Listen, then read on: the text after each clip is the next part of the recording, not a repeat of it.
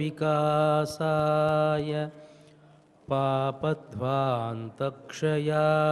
च श्रीमानाविरभूद्भूमौ रामानुजदिवाकरः श्रीमानाविरभूद्भूमौ रामानुजदिवाकरः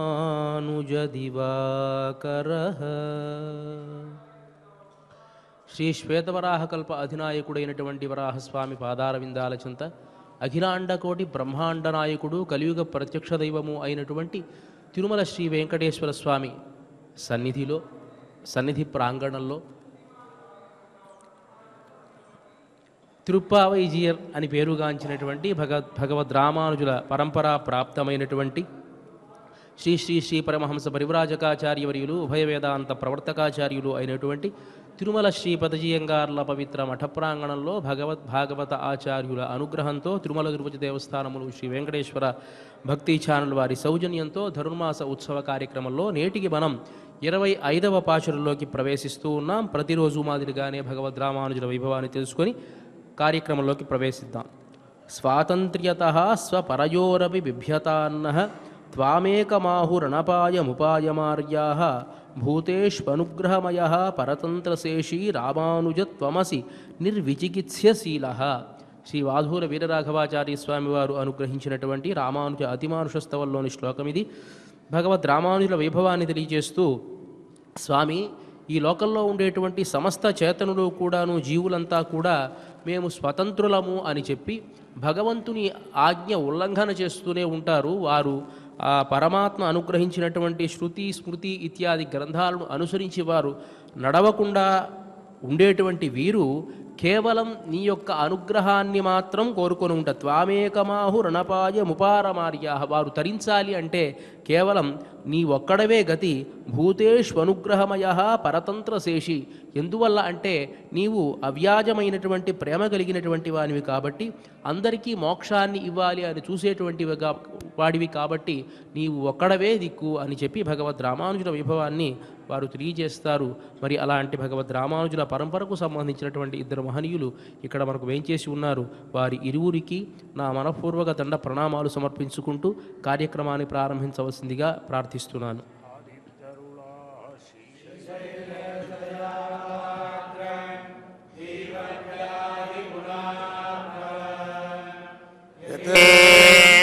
ప్రవణం వందే రమ్యజామాధరమణే లక్ష్మీనాథసమారంభా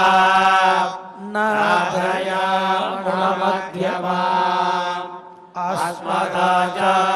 అస్మదాచార్యపర్యంతా వందే గురుపరంపరా. యో నిత్యమచ్యుతపదాంబుజయుగ్మరుగ్మ వ్యామోహతస్తదితరాణి తృణాయతే అస్మద్గురోర్భగవతోస్య దయైకసింధోః రామానుజస్య చరణౌ శరణం ప్రపద్యే. మాతాపితాయువదయస్తనయా విభూతిః సర్వం యదేవ నియమేన మదన్వయానాం. ఆద్యస్య న కులపతేర్బహుళాభిరామం శ్రీమత్తదంగ్రియుగళం ప్రణమామి మూర్ధ్నా. భూతం సరస్య మహదాత్మయపట్టనాథ శ్రీభక్తిసార కులశేఖర యోగివాహాన్ భక్తాంగ్రిరేణో పరగాయతీంద్రమిశ్రాన్ శ్రీమత్పరాకుశమునిం ప్రణతోస్మి నిత్యం. తుంగస్తనగిరితటీ సుప్తముద్బోధ్య కృష్ణ పాదాత్యం స్వం శృతిశరశిరసిద్ధమధ్యాపయంతి.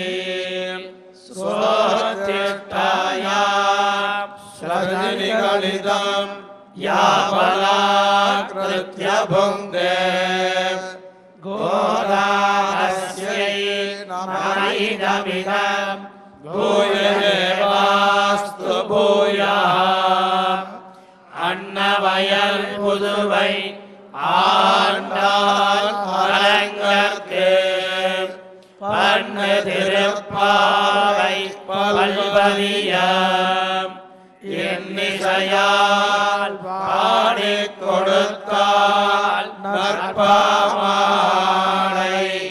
பூமாலை சூடிக் கொடுத்தாலை சொல்லு சூடிக் கொடுக்க சுடர் கொடியே தொல்பாவை பாடி அருளவல்ல பல்வளையாய் நாடினேங்கடவர்க்கு என்னை விதி என்ன இம்மாத்தம் நான் கடவா பண்ணமே நல்கு பிறந்து ஓரிரவில் ஒருத்தி மகனாய் ஒளித்து வளரா தரைக்கிழாராயில் தான் தீங்கு நினைந்த கருத்தை பிழைப்பித்து கஞ்சன் வயிற்றில் நெருப்பெண்ணின் நடுமாயே உன்னை அழைத்து வந்தோம் பரைதனியாக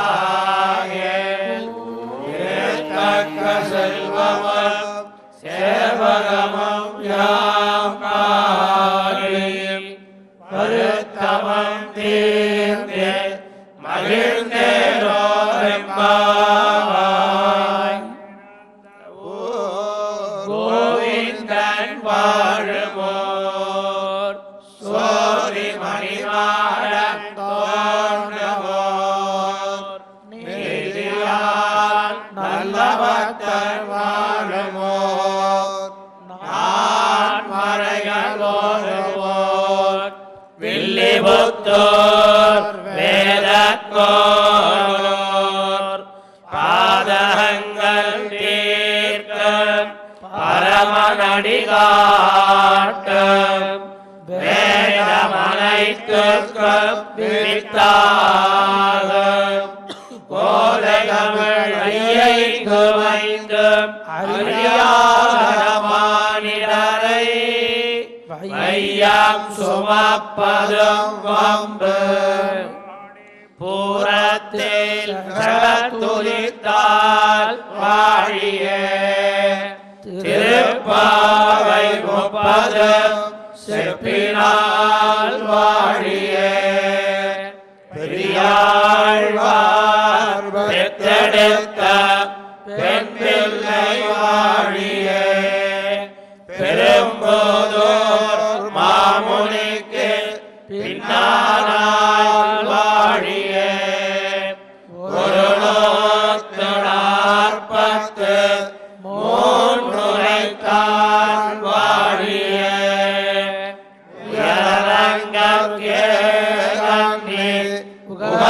உகந்தளித்தான் வாழியே மருளார திருமல்லி வளநாடி வாழியே வன்புயுவை நகர் கோதை மலர்பதங்கள் வாழியே.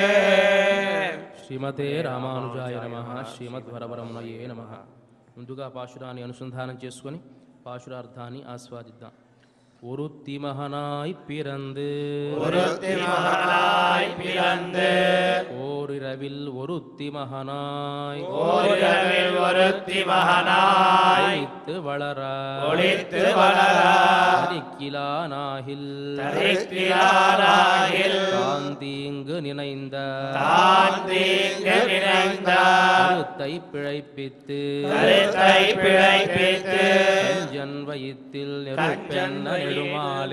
கஞ்சன் வயித்தில் நெருப்பென்ன நெடுமாலே உன்னை உன்னை அறுத்தித்து வந்தோ உன்னை அரித்தித்து வந்தோ பறைதருதியாகில் பறைதருதியாகில் திருத்தக்க செல்வமும் திருத்தக்க செல்வமும் சேவகமும் யாம் பாடி சேவகம் யாம் பாடி வருத்தமும் தீர்ந்து வருத்தமும் தீர்த்து மகிழ்ந்தேலோர் எம்பாவாய் மகிழ்ந்தேலோர் எம்பாவாய். ఆండాళ్ తిరువడిகளే శరణం.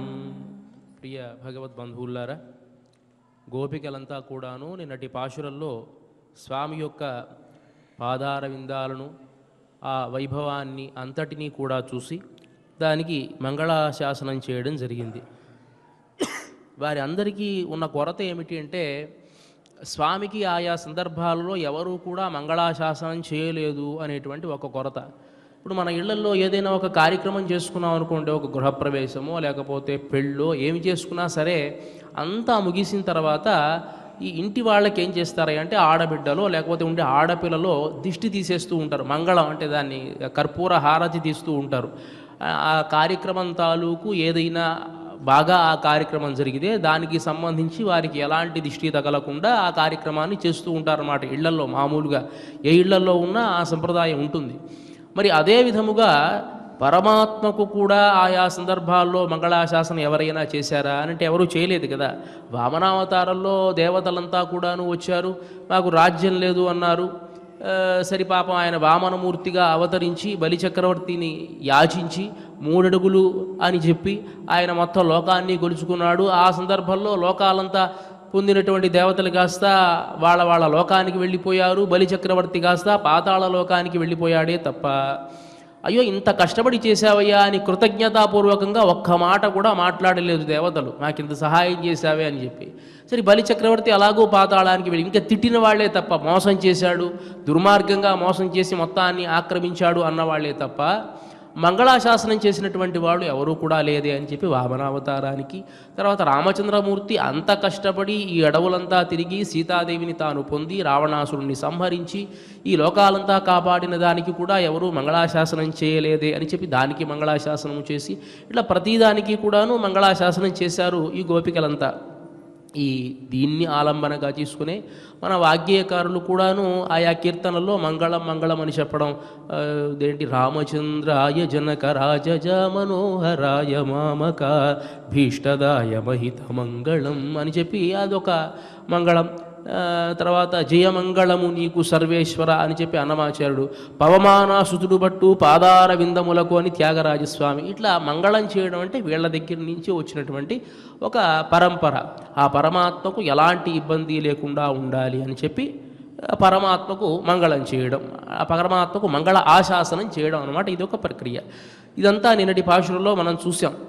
సహజంగా ఎవరైనా మన దగ్గర ఏదైనా ఒక వస్తువుని ఆశించి వస్తే స్తోత్రం చేస్తారు. ఎలా, నువ్వు చాలా గొప్పవాడివయ్యా, మంచి వంశంలో జన్మించావు, నీకు ఇలాంటి పరాక్రమం ఉంది, నీ రూప సౌందర్యం ఇలాంటిది అని స్తోత్రం చేస్తారు. ఆ స్తోత్రం చేస్తే ఓహో వీడు దేనికోసమో పని కోసం వచ్చాడు, ఈ పని మనం పూర్తి చేయాలి అని మనం తెలుసుకోవచ్చు. కానీ మంగళాశాసనం చేసేటువంటి వాళ్ళకి ఎలాంటి కోరికలు కూడా ఉండదు. నువ్వు బాగుండాలి, నువ్వు చల్లగా ఉండాలి, ఎప్పుడూ నిన్ను నెలలు బాగుండాలి, మీ కుటుంబం బాగుండాలి, ఇలా అనేటువంటి వాళ్ళకి పెద్ద కోరికలు ఏమీ ఉండవు. ఇక్కడ వీళ్ళు ఎన్నెన్నుం శేవహమే ఇన్నుయా మందో విరంగేలో రెంబావా అని నిన్నటి పాశురంలో పరై అనేటువంటి వాద్యాన్ని ఇవ్వవలసింది అని చెప్పారు కదా. అప్పుడు కృష్ణ పరమాత్మకు కొంచెం అనుమానం వచ్చింది. స్తోత్రం చేసేటువంటి వాళ్ళైతే ఏదైనా ఒకదాన్ని యాచించి వస్తారు అని అనుకోవచ్చు, మీరేమో మంగళాశాసనం చేశారు, మరి ఈ మంగళం చేసి మళ్ళీ కోరిక అడుగుతున్నారే, నాకు పరై అనేటువంటిది కావాలి అని అడుగుతున్నారు. ఏ విధంగా నేను అర్థం చేసుకోవాలి, మమ్మల్ని కొంచెం విశదంగా నాకు తెలియపరచాల్సింది. అదే కాకుండా ఇంకోటి ఏమిటంటే, మీకు ఇవ్వాల్సినటువంటి అవసరం నాకేంటి, మీరు వచ్చి నన్ను అర్థించిన వెంటనే పరై అనేటువంటి దాన్ని ఇవ్వాల్సినటువంటి అగత్యం ఏదైనా నాకుందా, నేను ఇస్తాను అని మీరు ఎలా అనుకుంటూ ఉన్నారు అని అంటే, అప్పుడు ఆ కృష్ణ పరమాత్మ యొక్క అవతార వైభవాన్ని కీర్తిస్తున్నారు. కృష్ణ, నువ్వు మాకు ఇవ్వడానికే పుట్టినటువంటి వాడివి, మా కోసమే పుట్టినటువంటి వాడివి అని చెప్పి ఈ పాశురం ద్వారా ఒరుత్తి మహనాయ్ పిరంది ఓర్ ఇరవిల్ ఒరుత్తి మహనాయ్ ఒళిత్తు వలర తరిక్కిలానాయ్ కీర్తిస్తూ ఉన్నారు. ఇక్కడ ముందు ఆ పాశురానికి క్లుప్తంగా అర్థం చెప్పుకుని తర్వాత వ్యాఖ్యానాన్ని చూద్దాం.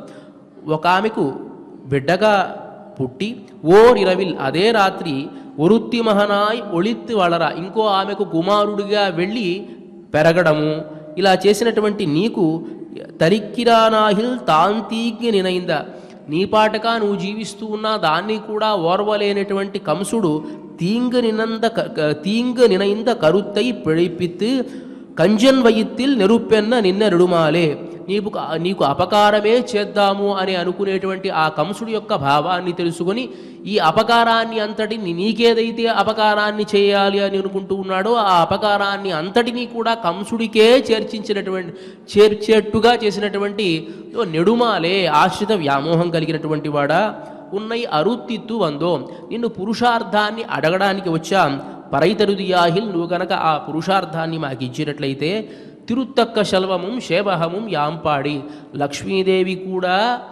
ఆశ్రయింపదగినటువంటి సంపద కలిగినటువంటి నీ సంపదను మేము కీర్తించి నీ పరాక్రమాన్ని కీర్తించి వరుత్తముం తీర్ంది మా దుఃఖాన్ని అంతటిని పోగొట్టుకొని మహిందేలో రెంబావాయ్ మేము సంతోషంగా ఉంటామయ్యా అని చెప్పి ఈ పాశురంలో పైన ఉండేటువంటి ఒక అర్థము. ఇక మనకి మోక్షం పొందాలి అంటే కర్మజ్ఞాన భక్తి యోగాలు అనేటువంటివి ఉన్నాయి. అదే సందర్భంలో పరమాత్మ యొక్క జన్మ రహస్యాన్ని మనం తెలుసుకున్నా కూడా మోక్షాన్ని పొందవచ్చు అని జన్మ కర్మచమే దివ్యం ఏవం యో వేత్య తత్వతః త్యక్త్వా దేహం పునర్జన్మ అని చెప్పంటాడు కృష్ణ పరమాత్మ.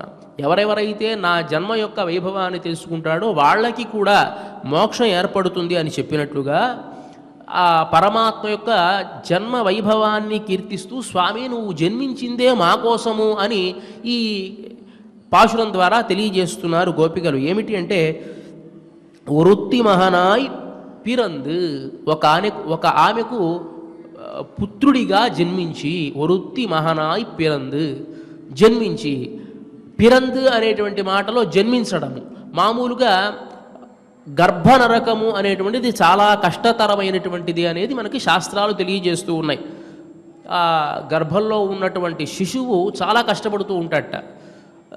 తల్లిదండ్రులకేమో మనకు సంతానం ఉత్పత్తి అవబోతోంది అని ఆనందం ఉంటే లోపల ఉండేటువంటి బిడ్డకు మాత్రం అయ్యయ్యో ఇలా నేను జన్మిస్తూ ఉన్నానే అని లోపల ఉండేటువంటి బిడ్డ మాత్రం అనుకుంటూ ఉంటాడట. దాని గురించి మనకు గర్భోపనిషత్ తెలియజేస్తుంది.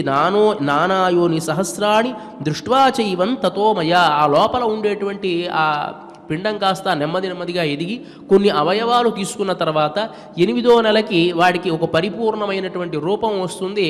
ఆ రూపం వచ్చినటువంటి తర్వాత ఆ లోపల ఉండేటువంటి వాడు చాలా ఇబ్బంది పడుతూ ఉంటాడు.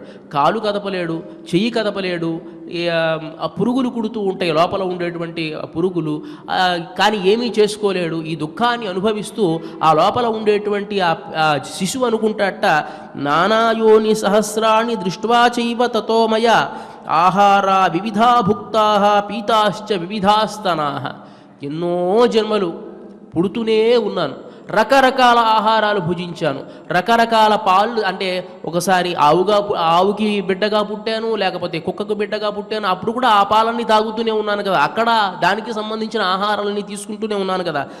84 లక్షేషు యోనిభేదేషు ఆభవం 84 లక్షల రకాల జన్మలన్నీ కూడా ఎత్తేసాను. జ్ఞాతశ్చాస్మి జాతశ్చాస్మి మృతశ్చాస్మి సంసార్యస్మి పునః పునః పుడుతూ ఉన్నాను, మరణిస్తూ ఉన్నాను, మళ్ళీ సంసరిస్తూ ఉన్నాను, మళ్ళీ పుడుతూ ఉన్నాను. జన్మ మృత్యు పునర్జన్మ పునర్మృత్యు పునర్ధని పుడుతూ ఉన్నాను, గిడుతూ ఉన్నాను, మళ్ళీ పుడుతూ ఉన్నాను, మళ్ళీ చస్తూ ఉన్నాను. గర్భవాసే మహద్దుఃఖం మోహాత్ దుఃఖంచ జన్మసు. నిజంగా ఈ గర్భంలో ఉండేటువంటి దుఃఖం చాలా రకమైన పెద్ద దుఃఖము. బాల్యే దుఃఖం తథాశోక పారవస్యంచ మూఢత.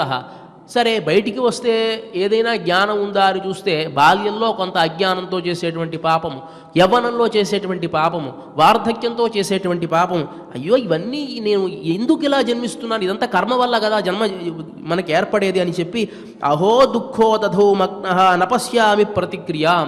ఈ దుఃఖానికి ఎలాంటి ఆవలిగట్టు కూడా చూడకుండా ఉన్నాని అని చెప్పు. ధిజ్ఞానం ధిగజ్ఞానం ధిగజ్ఞానం క్రోధ సంకటం. ఈ అజ్ఞానం అనేటువంటిది క్రోధాన్ని జన్మింపజేస్తూ ఉన్నది. కాబట్టి నా జన్మ ఈ రకంగా పుడుతూ ఉన్నాను, గిడుతూ ఉన్నాను, ఇక పుట్టకూడదు అంటే ఏమి చేయాలో అర్థం కావడం లేదు అని అనుకుంటూ సంసార శృంఖలం ధిక్ ధిక్ ఆచార్యాత్ జ్ఞానమాప్నుయాం. సరే, ఇక ఈ జన్మ నేను జన్మిస్తాను. ఈ జన్మలో నేనేమి చేస్తాను అంటే ఒక గొప్ప ఆచార్యుని నేను పొంది మంచి జ్ఞానాన్ని సముపార్జిస్తాను. యది యోన్యా ప్రముంచామి సాంఖ్యయోగం సమాశ్రయే. ఈ గర్భం నుంచి నేను గనక బయటికి వస్తే నేను సాంఖ్యయోగాన్ని అధ్యయనం చేసి ఆచార్యుడి ద్వారా ముక్తిని పొందుతాను అని గర్భంలో ఉండేటువంటి శిశువు భావిస్తూ ఉంటాడట.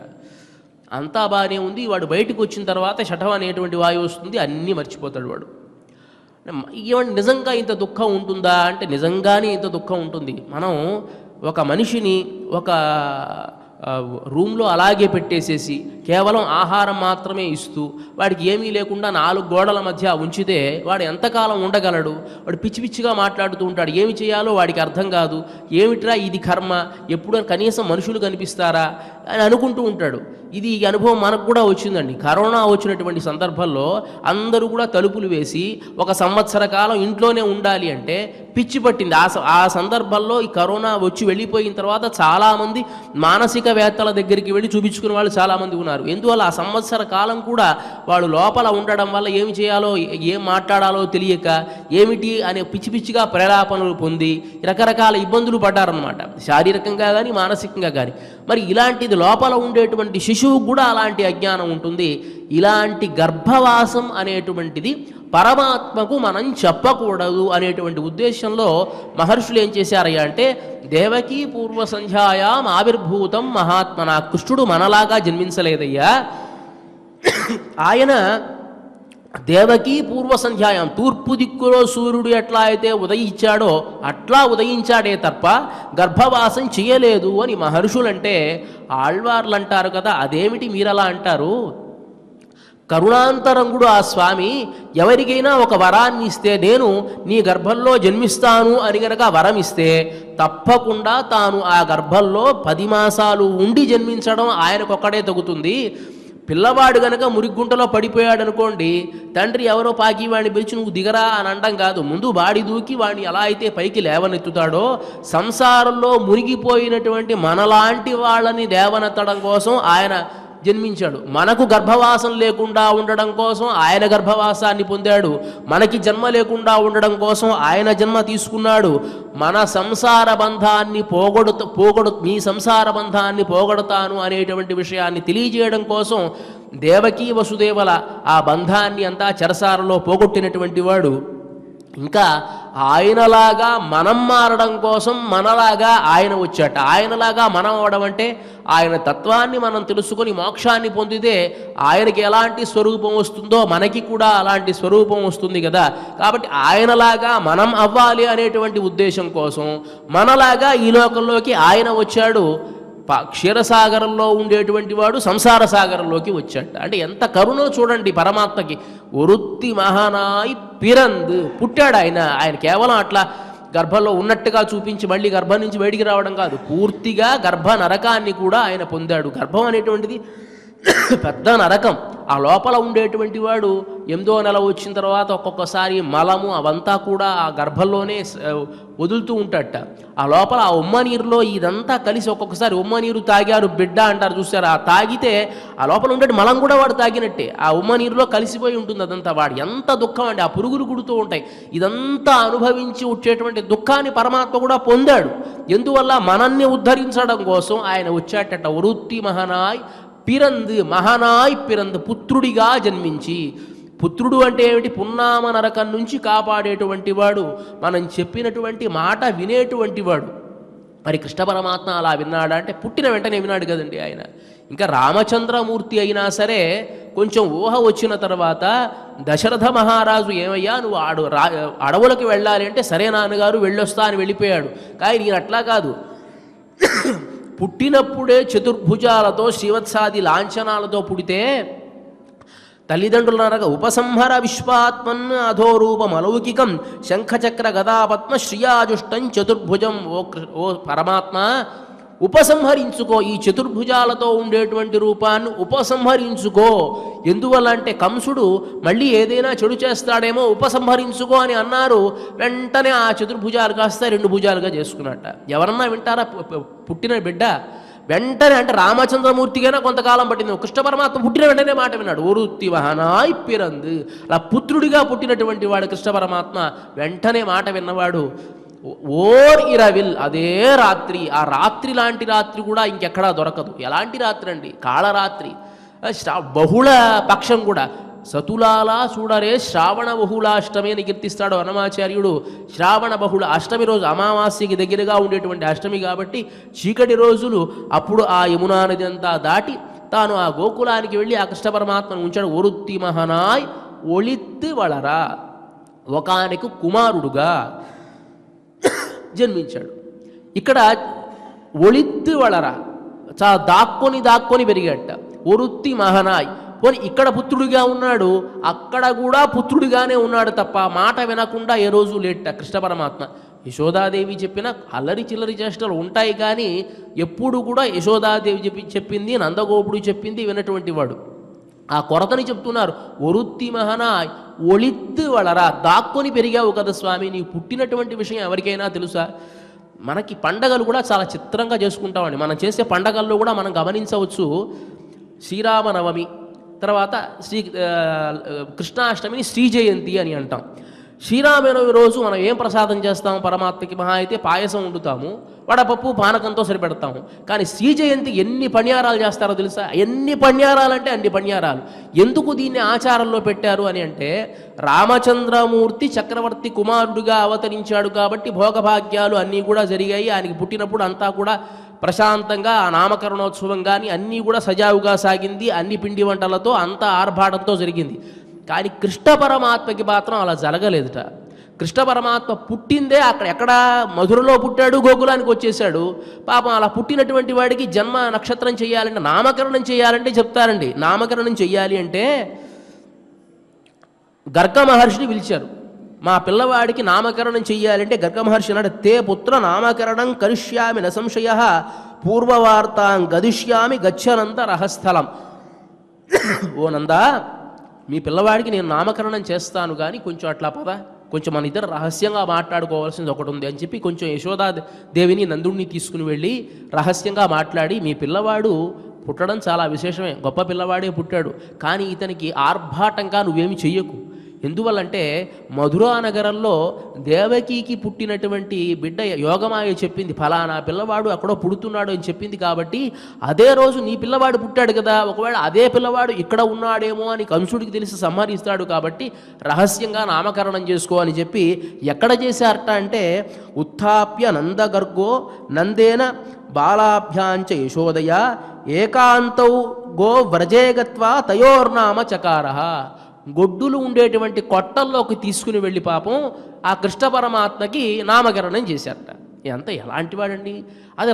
రాముడికైతే చక్కగా వశిష్ఠ మహర్షి వచ్చాడు, నామకరణం చేశాడు, ఆర్భాటంగా జరిగింది. పాప కృష్ణ పరమాత్మకి పాప అట్లా జరగలేదే మా కృష్ణ పరమాత్మకి అని వీళ్ళు ఆ బాధని వ్యక్తం చేస్తూ ఆ కృష్ణ పరమాత్మ యొక్క అవతార రహస్యాన్ని ఒళిత్తు వళరా, దాక్కొని పెరగాల్సినటువంటి అవగత్యం ఏమిటండి ఆయనకి? పాపం దాక్కొనే పెరిగాడు కదా, ఒళిత్తు వళరా, దాక్కొని పెరిగాడు మా కృష్ణ పరమాత్మ.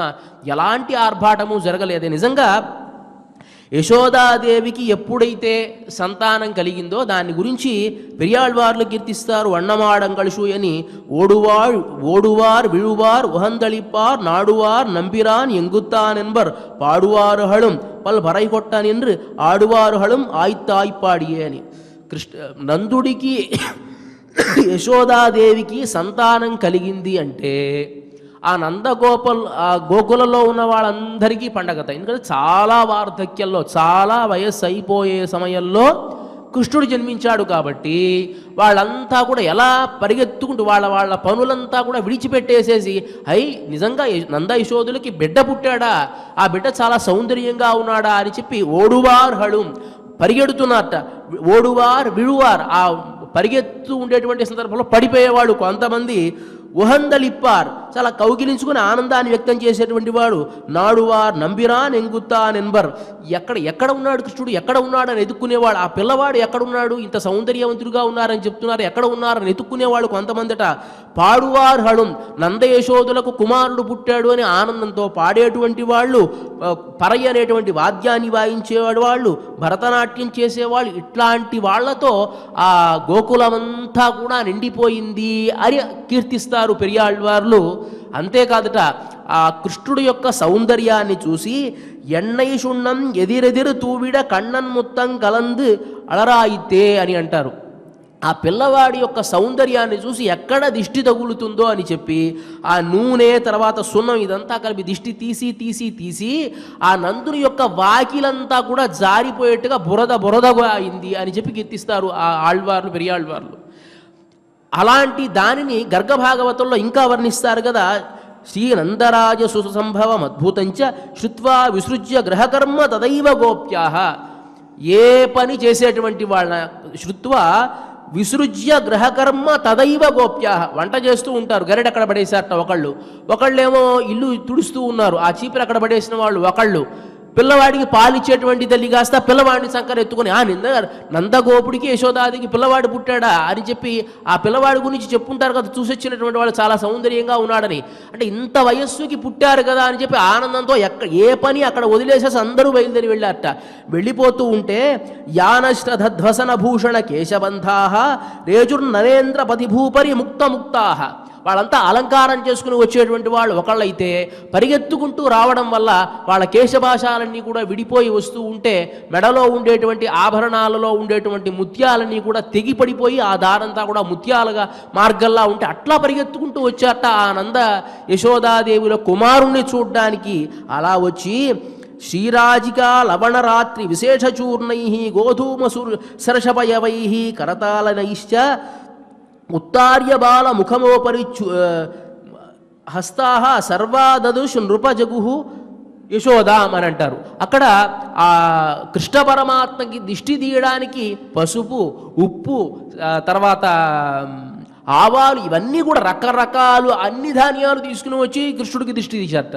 ఎక్కడ దిష్టి తగులుతుందో అని చెప్పి అంటారు. సాధు సాధు యశోదేతే దిష్ట్యా వ్రజేశ్వరి ధన్యా పరాభక్షుర్యయాయాం ఏయాయం జనితః సుతః.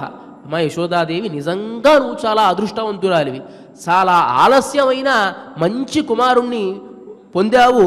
ఇచ్ఛాయుక్తం కృతంతే వై దేవేన బహుకాలతః.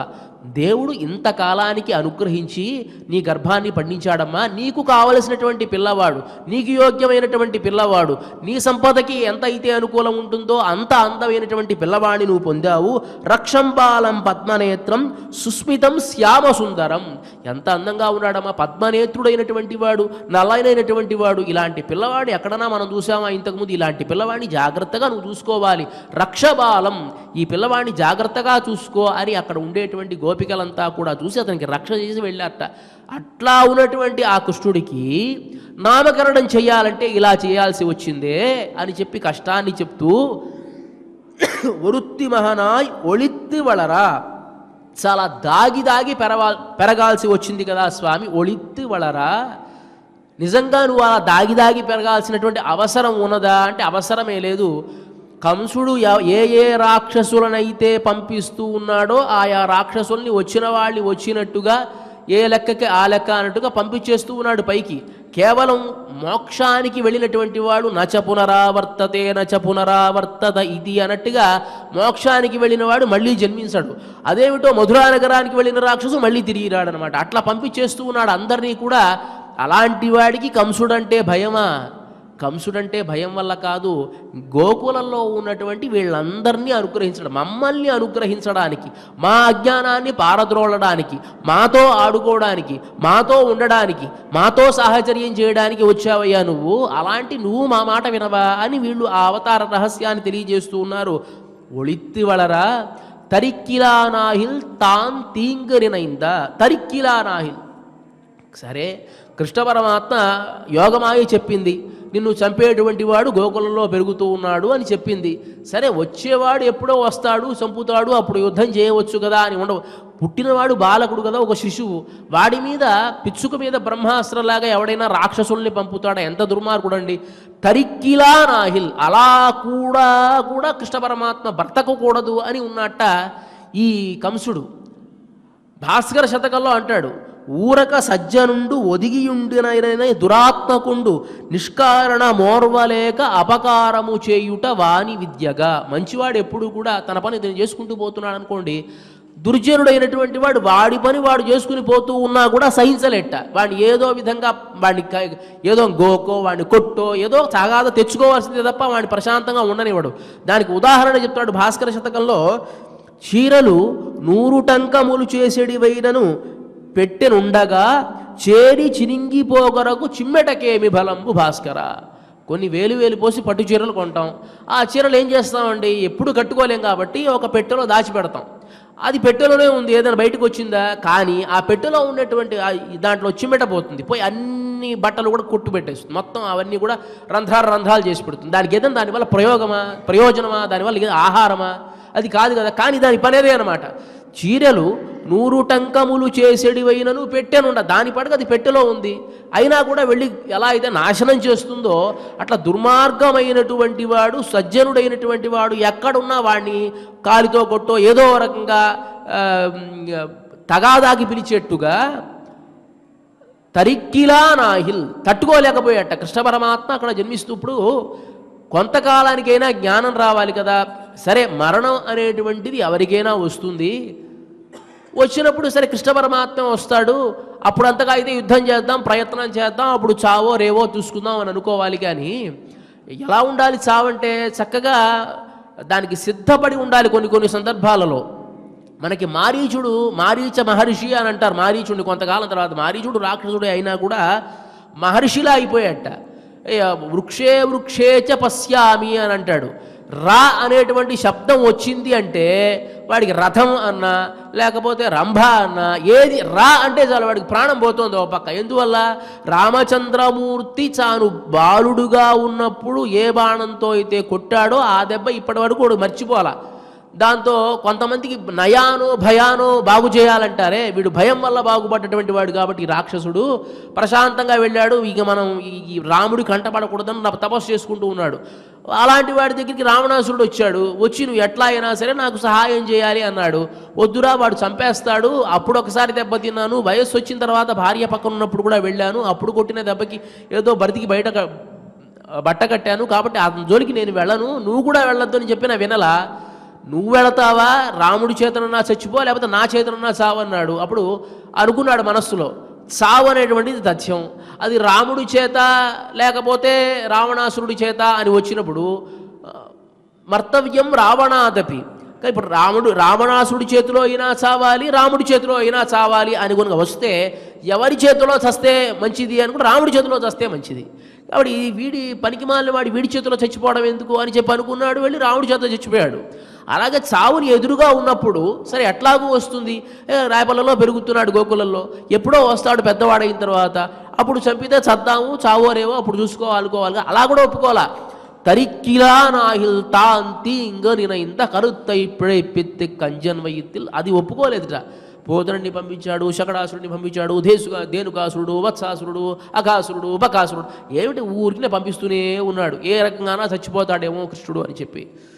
యోగమాయ చెప్పింది నీ మృత్యువు అక్కడ ఉన్నది అని, అది ఎట్లాగూ వస్తుంది కదా. కానీ వీడికి తొందర, అదే దాన్ని వీడే తవ్వుకుంటూ వెళ్ళాడు తప్ప ఆయనేం తొందరపడలా. అలా తరిక్కిలా నాహిల్ తాన్ తీంగ్ నినైందా, అలా అంతా కూడా నీకు చెడు చెయ్యాలి అనేటువంటి ఆ అభిప్రాయాన్ని అంతటినీ కరుత్తై పిழைப்பிత్తి, ఆ అభిప్రాయాన్ని అంతటినీ కంజన్వయిత్తిల్ నెరుపెన్న నింద్ర నిడుమాలే, ఆ భయాన్ని ఆ బాధని అంతటిని కూడా నీకు ఏదైనా ఇబ్బంది వస్తుందేమో అని నీ భక్తులంతా కూడా కడుపు చేతిలో పెట్టుకుని అయ్యయ్యో కృష్ణుడికి ఏ ఆపద వస్తుందో అని బాధపడుతూ ఉండేటువంటి ఆ బాధ, కంసుడు నీ మీద చూపించేటువంటి ఆక్రోధము అన్నీ కూడా కామక్రోధ ఇవన్నీ కూడా కలిపి కంజన్వయిత్తిల్, ఆ కంసుడి కడుపులోనే పెట్టేట.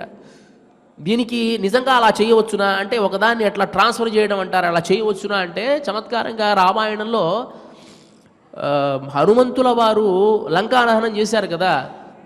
రావణాసురుడు తోకకు నిప్పంటించాడు, ఆ నిప్పుతో అంతా కూడా ఆయన లంకాదహనం చేశాడు వాస్తవమే. కానీ ఆ నిప్పు ఏమిటి అంటే చమత్కారంగా చెబుతారు, ఆ నిప్పు రావణాసురుడు పెట్టిన నిప్పు కాదట, అది సీతాదేవి యొక్క క్రోధాగ్నిట, దుఃఖాగ్ని అని అంటాడు అక్కడ. ఉల్లంఘ్య సింధో సలిల ఏంటి శోకవన్నిం జనకాత్మజాయ. ఈ శోకవన్యం, శోకము అనేటువంటి అగ్ని, ఆ సీతాదేవికి శోకము అనేటువంటి అగ్ని ఏదైతే ఉందో దాన్ని తాను తీసుకుని శోకవన్నిం జనకాత్మజాయ ఆదాయ, ఆ సీతాదేవి యొక్క శోక దుఃఖాన్ని తానే తీసుకొని తేనైవ దదాహ లంకా, ఆ శోకాగ్నితోనే లంకా నగరాన్ని అంతటినీ కాల్చినటువంటి హనుమంతుడు అని కీర్తిస్తాడు. అలా భక్తుల యొక్క బాధలు అంటే కృష్ణ పరమాత్మకు ఏం లోపం వస్తుందో అని పడేటువంటి ఆ బాధలు, తర్వాత కంసుడు కక్షతో పంపించేటువంటి ఆ రాక్షసుల ఆ క్రోధాన్ని అంతటినీ కూడా కంసుల్లోనే ఉంచి కంసుణ్ణి సంహరించినటువంటి నిరుప్పెన్న నిన్న నెడుమాలే. ఓ ఆశ్రిత వ్యామోహం కలిగినటువంటి వాడా, ఉన్నై అరుత్తిత్తు వందో, నీ దగ్గర పురుషార్థాన్ని పొందడానికి వచ్చాం.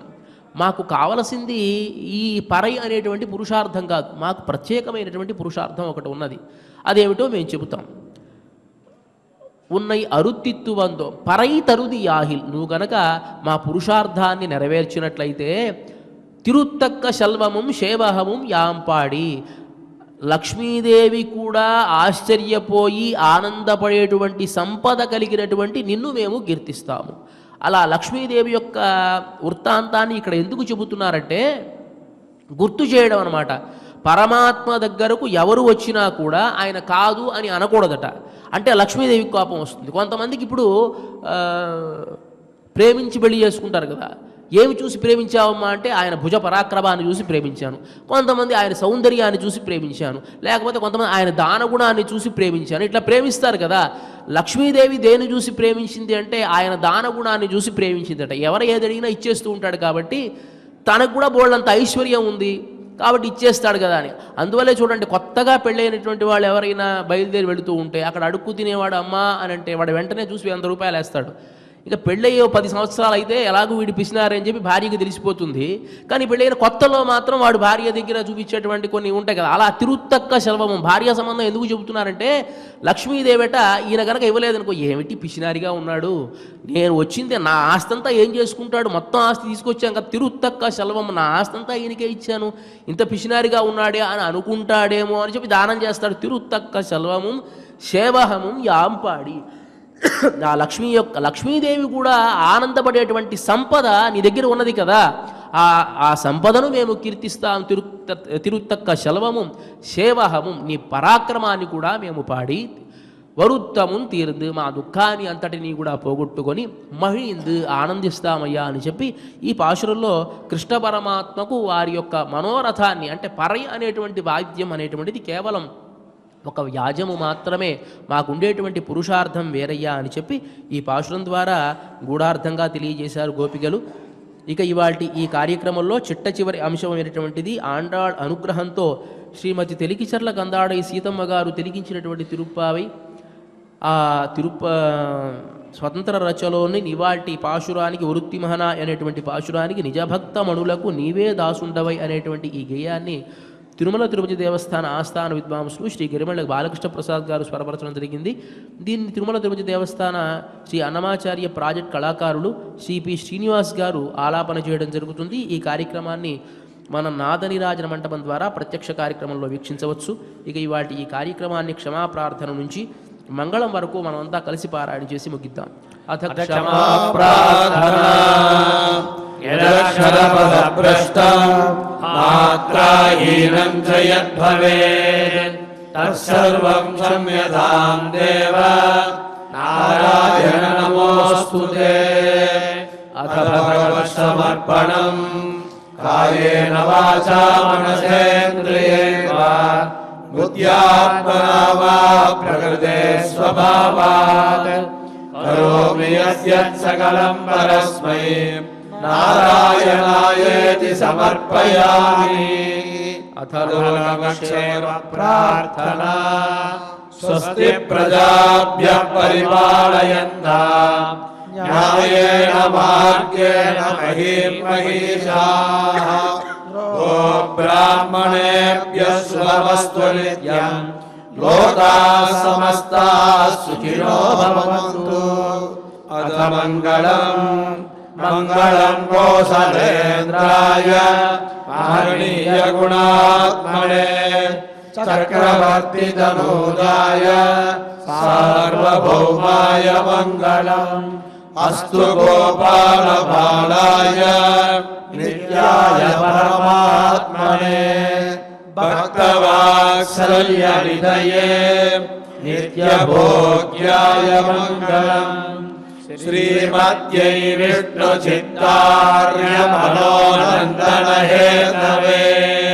స్వామి బోధానంద గోసేవ ఆశ్రమం సైథాపూర్. జ్యోతిష్యం వాస్తుశాస్త్రం మన పూర్వీకులు మనకిచ్చిన వరం. దుర్గాదేవి కాలభైరవ ఉపాసనతో వాక్సిద్ధి పొందిన శ్రీ శ్రీ బోధానందగిరి స్వామివారు మీకు ఎలాంటి సమస్యలున్నా, వాటిలో ముఖ్యంగా ధన నష్టం, ఆరోగ్య నష్టం, భార్యాభర్తల మధ్య గొడవలు, ప్రేమించుకున్న వారు దూరం అవడం, ఎన్ని సంబంధాలు వచ్చినా పెళ్లి ముడి పడకపోవడం, రోడ్డు ప్రమాదాలు, అప్పుల బాధలు, వ్యవసాయంలో నష్టాలు, పెద్దల మాట పిల్లలు వినకపోవడం, ఆరోగ్య శాంతి, గృహశాంతి, మనశ్శాంతి లేకపోవడం, ఇలాంటి సమస్యలు ఉన్నట్లయితే ఒక్కసారి స్వామీజీని కలవండి. మీ సమస్యలకు తగిన పరిష్కారాన్ని పొందండి. అంతేకాక అన్ని రకాల వ్యాధులకు గోపంచకవ్య మరియు మూలికా వైద్యం చేయబడును. నమ్మకంతో రండి, ఆయురారోగ్యాలతో వర్ధిల్లండి. మా అడ్రస్ స్వామి బోధానంద గోసేవ ఆశ్రమం సైథాపూర్, వీరభద్రస్వామి గుడి దగ్గర, యాదగిరిగుట్ట. సంప్రదించవలసిన నెంబర్ 9849213754 మరియు 9618034138.